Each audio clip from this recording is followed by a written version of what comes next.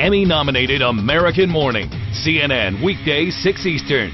All this technology makes life a lot easier, but could it also be changing how we think? Well, journalist and author Nicholas Carr thinks so. It's a topic of his new book, The Shallows, What the Internet is Doing to Our Brains. For this AM original, I talked to Nick and asked him what he found out.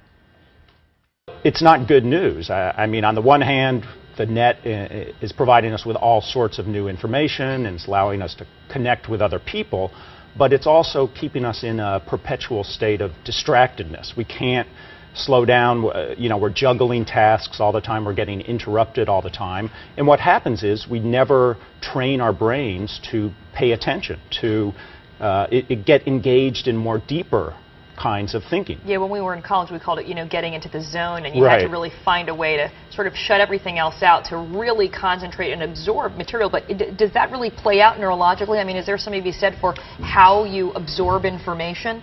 Yeah, there's a lot of evidence that the way we take in information online, with lots of links and lots of multitasking and multimedia, all sorts of things coming at us at once, kind of break the link between our short-term memory, which is just where stuff comes in and goes out very quickly, and our long-term memory, which is really where we build deep conceptual knowledge. And so how do you know that eventually we won't adapt in a way, and our brains won't adapt in a way that makes us impervious in some ways to the constant barrage of distraction? Yeah, I think we will adapt. I mean, one thing we know about the brain is it's very adaptable.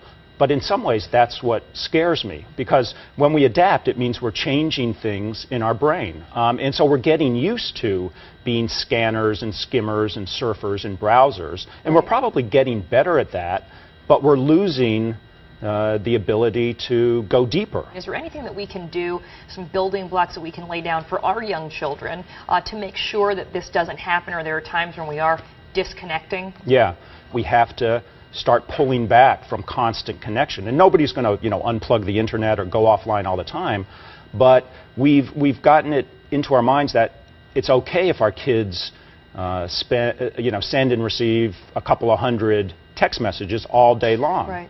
And we have to think, this is having an effect on their minds, just like it's having an effect on our own, and maybe the time has come to start putting limits on these things. Is this such a leap? I mean, with what we're exposed to on a daily basis in terms of always being plugged in? Yeah.